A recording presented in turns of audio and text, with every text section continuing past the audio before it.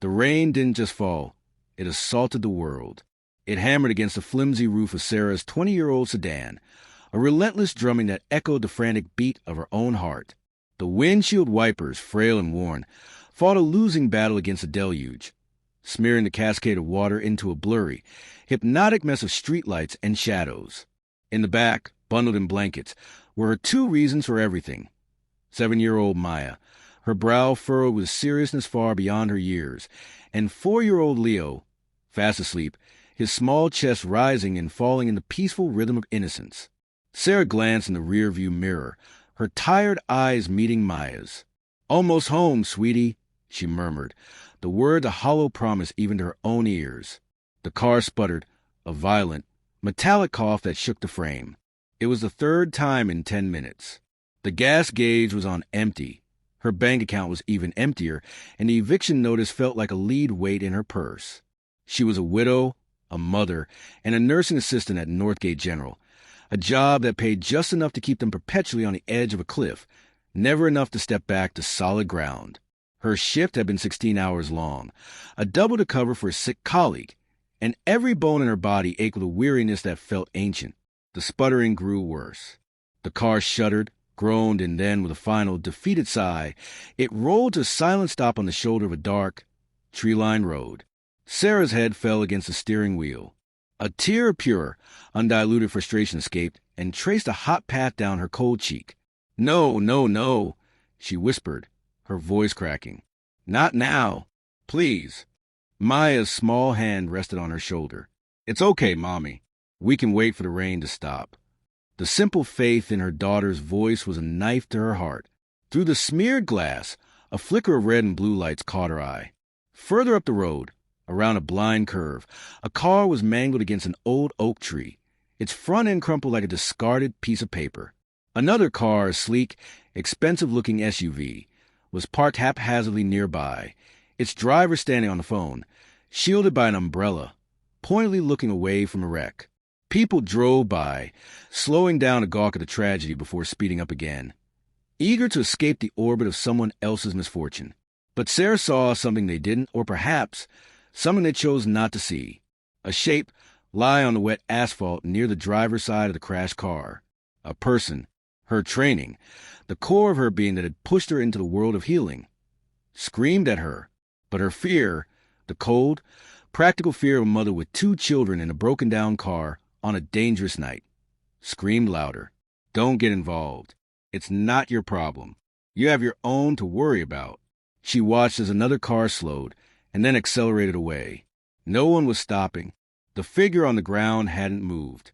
She thought of her late husband, David, a good man who always stopped, who always helped. What would he say if he saw her hesitating? Cursing under her breath, she turned to her daughter. "Maya, honey, lock the doors right after I get out. Don't open them for anyone but me. Understand? Watch your brother." Maya's eyes widened, but she nodded, her small face a mask of solemn resolve. Sarah grabbed a threadbare first aid kit from her trunk, her worn-out sneakers instantly soaked by the pooling water. The wind whipped the rain into her face, cold and sharp. As she got closer, the scene resolved into horrifying detail. The man on the ground was older, perhaps in his late 60s, with a shock of silver hair plastered to his forehead.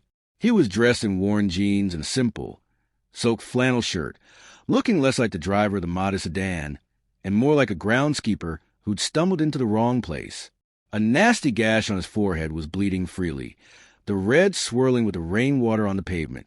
He was unconscious, his breathing shallow and ragged. She knelt beside him, her fingers immediately going to his neck to check for a pulse. It was there, but thready and weak. "Sir? Sir, can you hear me?" she called out, her voice firm, cutting through the storm. No response. With practiced efficiency, she tilted his head back to clear his airway, checked for obstructions, and began applying pressure to the head wound with the cleanest gauze she had. The man from the SUV, still on his phone, glanced over at her with an expression of mild annoyance, as if her act of compassion was an inconvenience.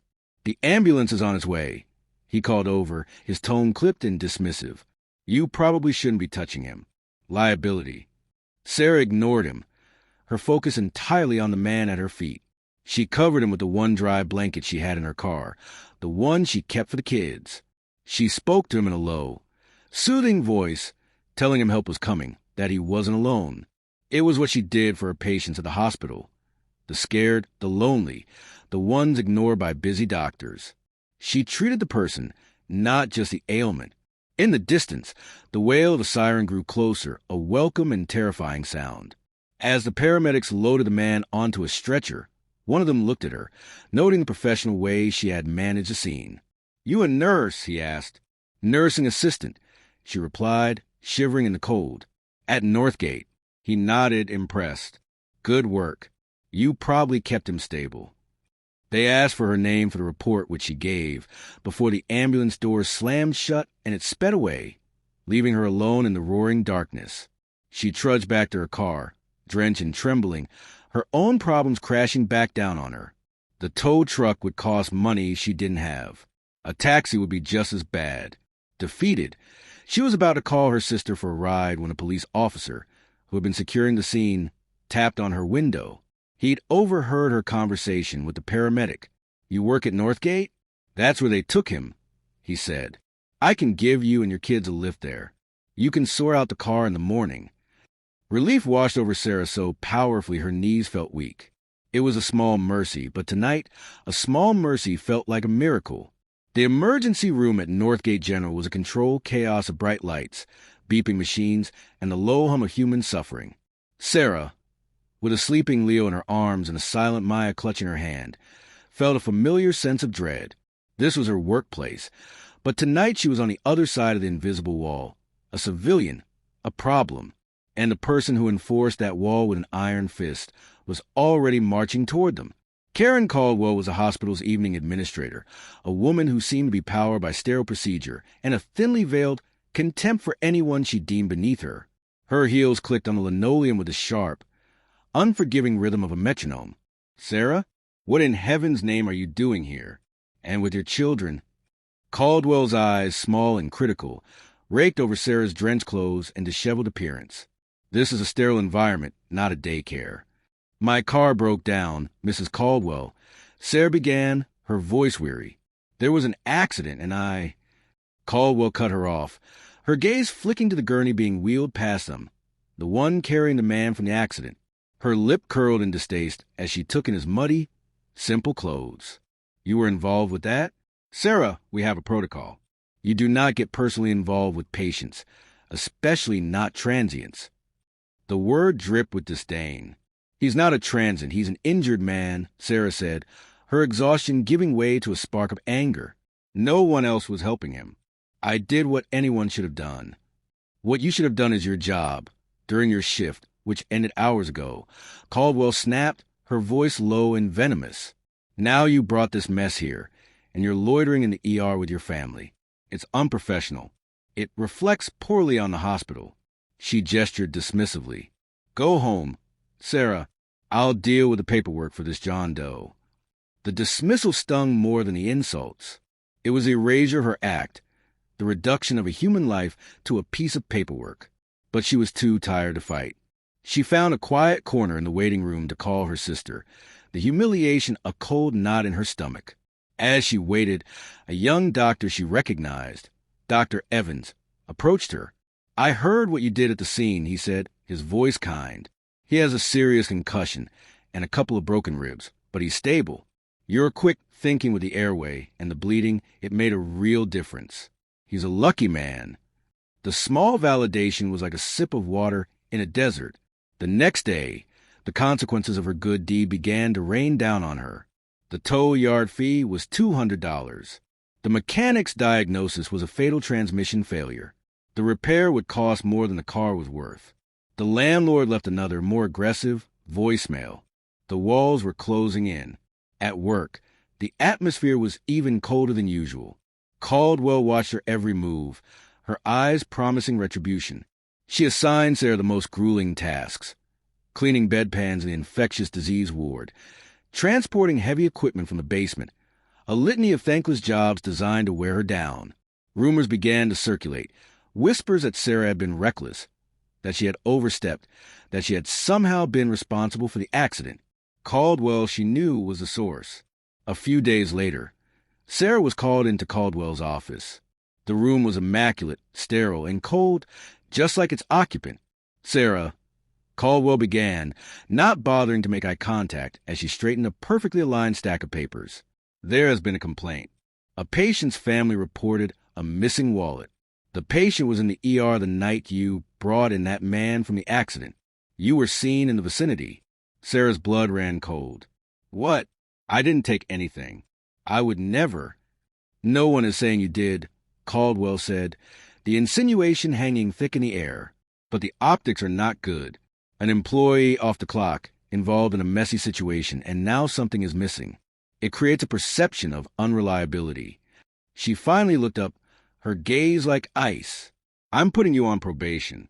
Any further incidents, any deviation from protocol, and your employment will be terminated. Do you understand?" Sarah understood perfectly. It was a trap, a manufactured excuse waiting for a trigger. She left the office, her body trembling with a mixture of rage and despair. She had tried to do something good, something human, and in return, her life was being systematically dismantled. That night, while cleaning out the tattered remains of her car at the mechanic's yard before it was sold for scrap, her hand brushed against something lodged deep between the passenger seat and the center console. A man's wallet. It was old, made of soft, warm brown leather with no markings. Her heart hammered against her ribs. It had to be his, the man from the accident.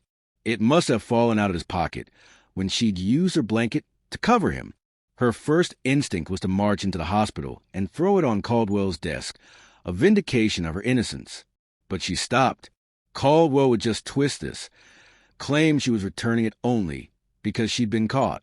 She needed to give it back to the man himself. She looked him up in the hospital directory. He was listed as John Doe for the first day, but now had a name, Alistair Finch. He was still in the private wing, recovering. With her heart pounding, she opened the wallet, looking for identification, a way to prove it was his. There was no driver's license, no credit cards, just a small, faded photograph of a smiling woman and a young boy, and a single, crisp business card. The card was stark white with a name, Alistair Finch, and a phone number.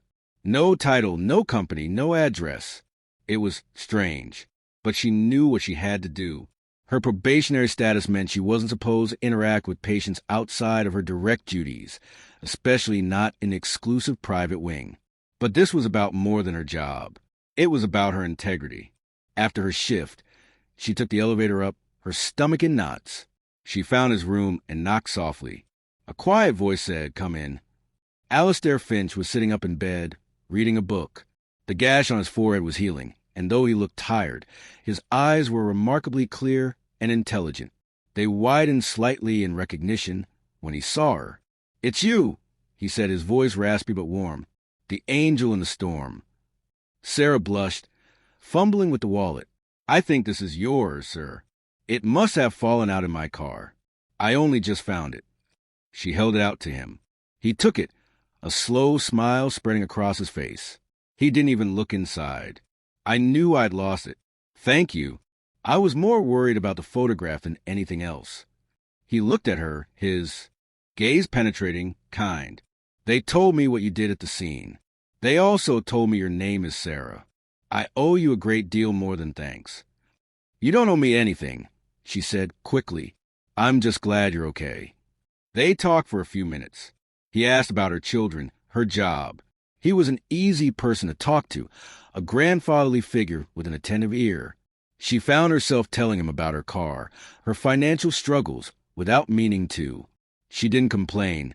She just stated the facts of her life with a quiet, weary resignation. He listened, his expression unreadable but deeply empathetic. As she was leaving, he said something that stuck with her. "Character, Sarah, is not what we do when people are watching. It's what we do when we think no one is. You have it in abundance." The next morning, the axe fell. Sarah was called to HR, with Mrs. Caldwell present, her face a mask of triumphant pity. "Sarah," the HR manager began, reading from file, "it has come to our attention that you violated the terms of your probation. You visited a patient in the private wing, off hours, against direct protocol. I was returning his lost property, Sarah said, her voice shaking.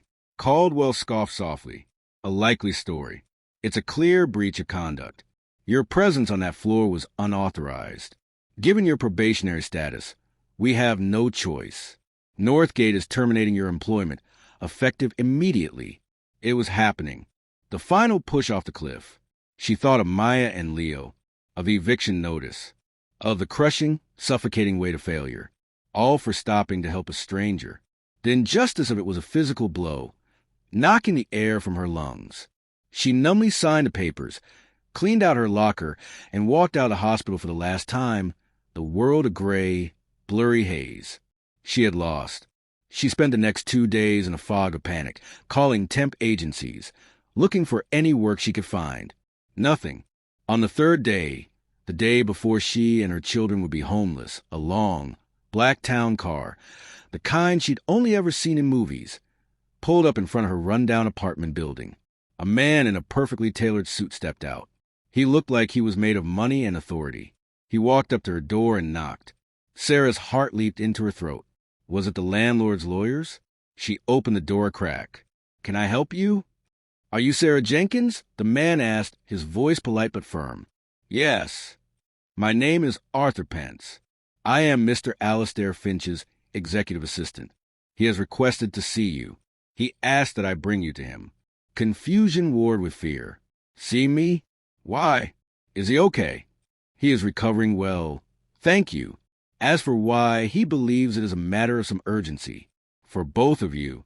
She had nothing left to lose. She arranged for her neighbor to watch the kids for an hour and got into the impossibly clean, leather-scented car. They didn't drive to the hospital. Instead, they drove downtown to the tallest, most gleaming skyscraper in the city, the headquarters of Finch Enterprises, a global conglomerate that owned shipping lines, tech firms, and, as she was about to discover, a massive portfolio of private healthcare facilities. Her stomach twisted into a painful knot. Arthur led her through a marble lobby, up a silent, private elevator, and into a sprawling corner office with a view that seemed to encompass the entire world. And there, sitting not in a hospital bed but behind an enormous mahogany desk, was Alastair Finch. He was dressed in a sharp, custom-tailored suit that fit him like a second skin. He no longer looked like a kindly, disheveled groundskeeper. He looked like what he was, one of the most powerful men in the country. He stood as she entered, the warmth in his eyes the only familiar thing about him. "Sarah," he said, his voice now filled with a quiet command. "Thank you for coming. Please sit." She sat, her mind reeling. I don't understand. You thought I was just some old man who crashed his car," he finished for her, a wry smile on his face. "I sometimes take my old sedan out when I want to feel normal, to remind myself of where I came from. It seems this time it served a greater purpose. It showed me the truth of the world I built." He leaned forward, his expression serious. "Arthur has been keeping me informed. He tells me you were fired." Sarah nodded, unable to speak. "He also tells me that you were fired by an administrator named Karen Caldwell for returning my wallet to me." "Yes, sir. I see." He was silent for a moment, his fingers steepled in front of him. "I built a hospital network with one founding principle: compassionate care above all else. Not profit, not efficiency, not protocol. Compassion. It seems that somewhere along the line, that message was lost, replaced by cruelty, prejudice, and a bureaucratic obsession with appearances. Mrs. Caldwell is a symptom of a disease I allowed to grow in my own house." He pressed a button on his intercom. "Arthur, please ask the board members to join us. And please escort Mrs. Caldwell up as well. Tell her the chairman of the board wishes to speak with her." Sarah's eyes widened. Chairman of the board? Minutes later, a group of stern-looking men and women in expensive suits filed into the office, their faces a mixture of confusion and deference. They were followed by Karen Caldwell, who looked flustered and confused, but her expression shifted to one of smug triumph when she saw Sarah sitting there. She clearly thought Sarah had come to plead her case and was about to be put in her place for good. She directed a sycophantic smile at Alastair. "Mr. Finch, what a surprise. I had no idea you were involved." I'm the administrator who handled the John Doe case from that accident. A pleasure to meet you properly." Alistair's face was stone. He didn't stand. He didn't offer his hand. He gestured to the chair next to Sarah. "Sit down, Mrs. Caldwell." His voice was laced with ice. She sat, her smile faltering. "I was not a John Doe case, Mrs. Caldwell. I was a human being, bleeding on the side of a road," he began, his voice dangerously quiet. "A human being that you and your staff would have labeled a transient and treated with contempt had it not been for the intervention of one person. This person," he gestured to Sarah. She was off the clock. She had her children with her. Her own car was broken. Yet she stopped. She rendered aid. She showed a fundamental decency that seems to be entirely absent from your managerial philosophy. Caldwell's face went pale. I don't understand. We have procedures." "Your procedures," Alistair's voice rose, a controlled thunder that filled a vast office, "are a shield for your bigotry. You berated her for helping me. You threatened her job. And when that wasn't enough, you fabricated a complaint about a stolen wallet, my wallet, to put her on probation, and then fired her for having the integrity to return it to me. You did all this while treating me, your patient, with a dismissiveness that bordered on malpractice, all because you judged my worth by the clothes I was wearing." He stood up, his full height and power seeming to suck the air out of the room. He looked at the stunned board members, then back at the ashen-faced Caldwell. "You were concerned about the hospital's image. Well, let's talk about its image now.